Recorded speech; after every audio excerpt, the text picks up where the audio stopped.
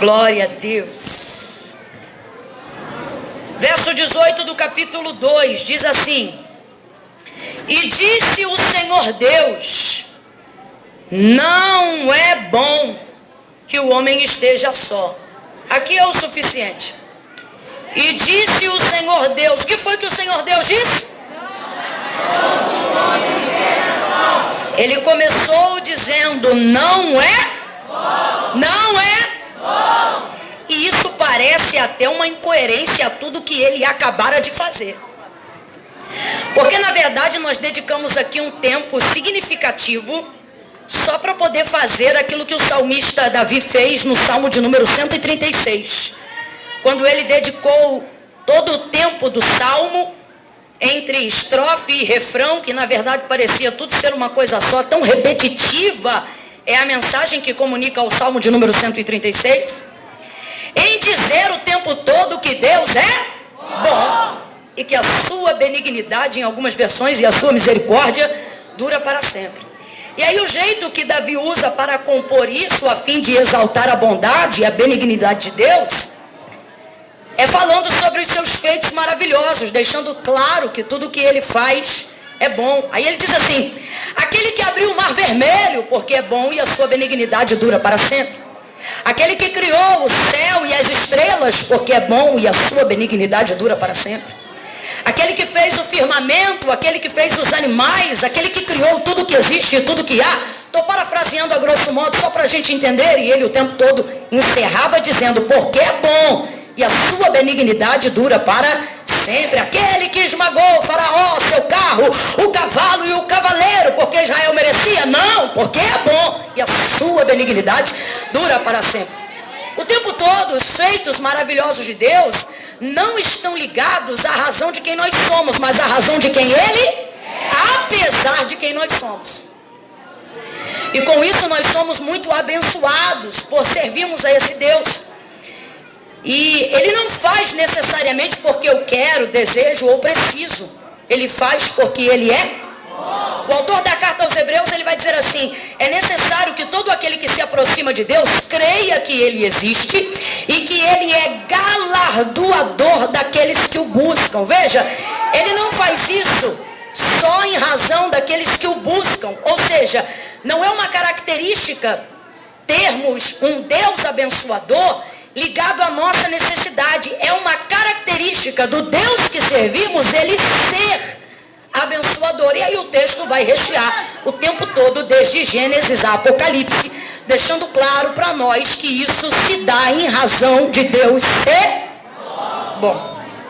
Está na hora de você entender isso, para que você crie um tipo de fé em Deus que não faça apenas você crer que Deus pode fazer, mas que também te leve a crer que este Deus que pode fazer tudo o que você almeja, sonha, deseja ou projeta, de acordo com a vontade dele, tem também prazer em te abençoar. Ouça isso. Talvez você pense que eu estou chovendo no molhado nessa noite, mas a verdade é que a maioria das pessoas que estão aqui, sem ter medo de errar, elas não têm dúvida alguma de que Deus é poderoso para fazer. Mas também, sem medo de errar, a maioria das pessoas aqui deixam de receber da parte de Deus coisas extraordinárias das quais Deus quer fazer. Não porque Ele não tenha poder para realizar, mas porque você nunca se acha apto para receber. Talvez você nem faça isso de maneira tão consciente. Talvez você nem faça isso de maneira tão consistente. Talvez no fundo, o tempo todo você almeje ser abençoado por Deus, mas por causa do pecado que tão de perto nos rodeia, bem como o jugo da condenação, mesmo sendo filhos de Deus, mas não compreendendo a graça remidora de Cristo sobre a nossa vida, desenvolvemos um conceito filosófico, ainda que cristão, baseado na seguinte ideia: Deus só pode me abençoar até determinado ponto, e se eu não recebo mais é porque eu não mereço. Quando na verdade o que você precisa compreender é que nem o fôlego de vida que passa agora, o O2 e o oxigênio que está agora nesse momento circulando pelos seus pulmões, isto você também não merecia. Só que para Deus não há absolutamente diferença alguma em permitir com que este ar passe e circule pelos seus pulmões, como também de as áreas da sua vida, para que você seja pleno, feliz e realizado em todas as áreas. E lhe digo mais, esta é a vontade de Deus. O texto diz, para isto se manifestou o Filho do Homem. Primeiro, desfazer as obras do diabo. Segundo, o próprio Cristo diz, eu vim para que tenhas vida e a tenhas em abundância. Mas a verdade é que a maioria de nós que estamos aqui não podemos pegar o microfone para dizer que nos sentimos realizados em todas as áreas. E isto não se dá porque Deus não quer nos realizar. Isto não se dá por causa do pecado que nos afasta de Deus, porque eu agora estou falando para aqueles que já sabem que foram perdoados.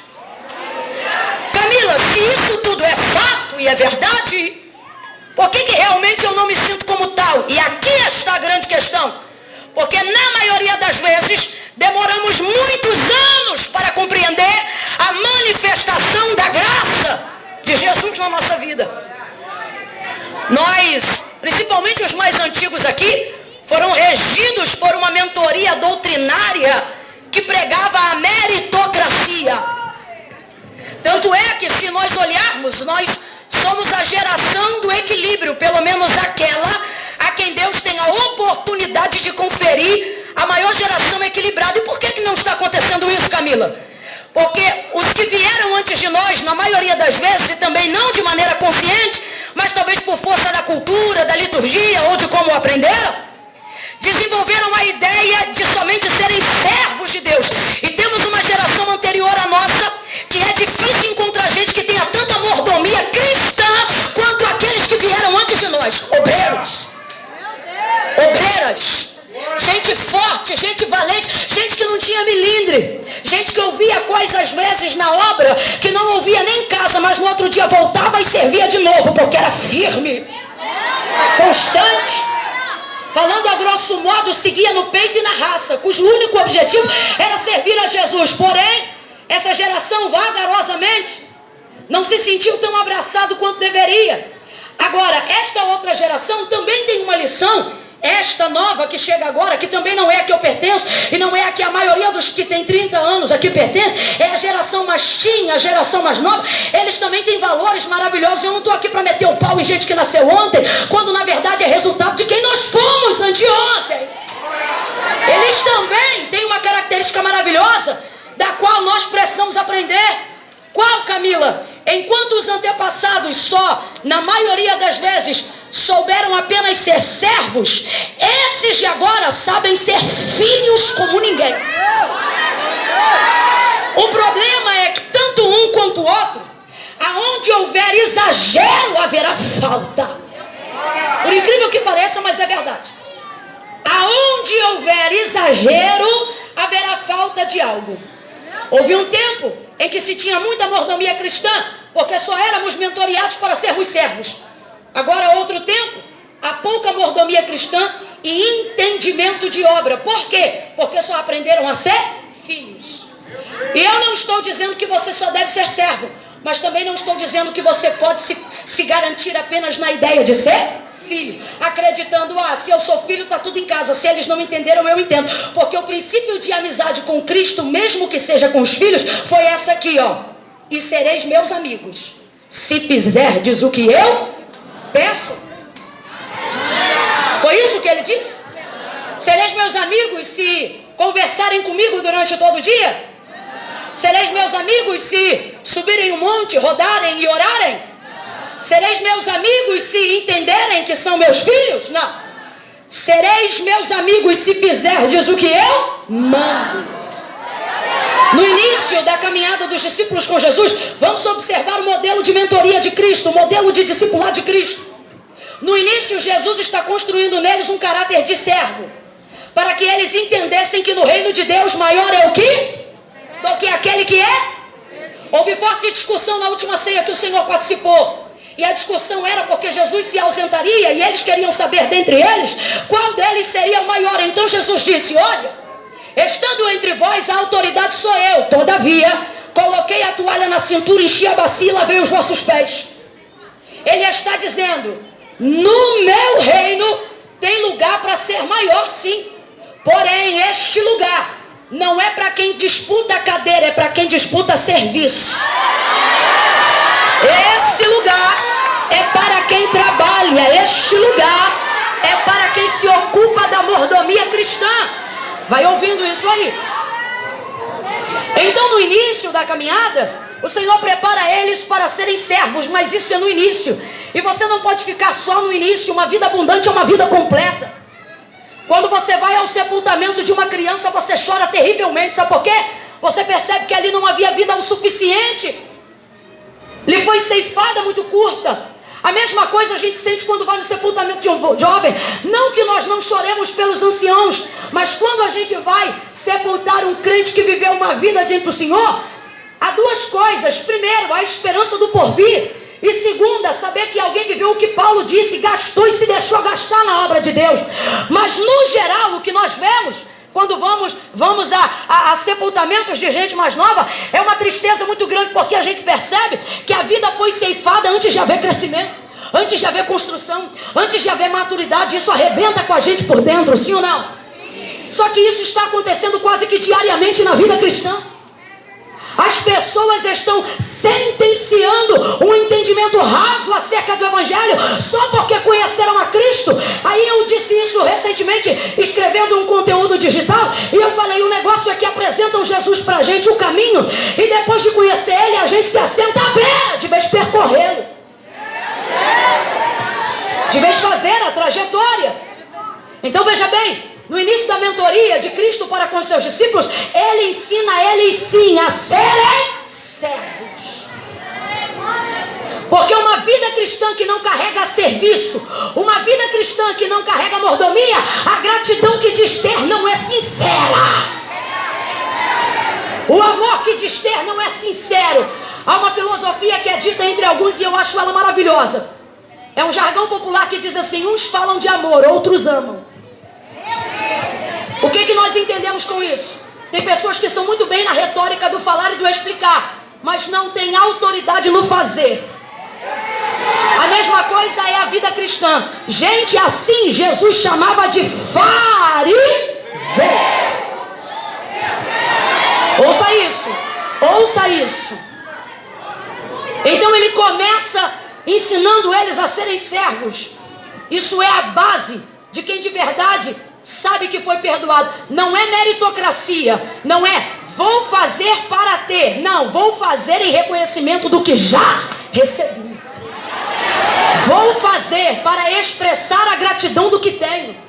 Não é vou fazer para ter dinheiro, vou fazer para comprar carro, vou fazer para ter unção. Porque tem gente aqui que pensa que o maior pecado dos crentes é se envolver com coisas do mundo, ou se envolver com coisas passageiras, carro, casa, dinheiro, quando na verdade há outros aqui que pecam a mesma gravidade deste pecado, porém com quesitos espirituais. Vou buscar unção para todo mundo ver que eu sou profeta, vou buscar poder para todo mundo ver que eu sou santo, vou jejuar todo dia para eu expulsar demônio de longe e todo mundo ter que me respeitar. Uns querem ostentar diplomas, outros querem ostentar a vaidade do conhecimento, e há essa terceira classe que também é muito perigosa e vai queimar no mesmo fogo do inferno, para onde vão os adúlteros e os pecadores. Que gente é essa? Gente que se santifica não para glorificar a Deus, gente que se santifica para ter orgulho da santidade e dizer eu sou santo. Então veja, Jesus falou como deveria ser esse serviço. Ele disse: o que a sua mão direita fizer, não deixa a esquerda contar. Tudo o que quiserem que os homens façam, faça vocês primeiro. Se teu irmão te pedir para caminhar 1 milha, caminhe com ele. E se baterem em um lado da sua face, não quebra o pau não. Pergunta se quer usar outra também. Jesus começa ensinando eles a serem servos. Mas antes dele ser assunto aos céus, Camille, o que isso tem a ver com Gênesis 1? Tem tudo a ver, preste atenção. Não ocupe sua mente com murmuração. Eu não sou jogador de futebol, nem você é meu técnico. Aqui eu vou fluir conforme o Espírito de Deus me ordenar.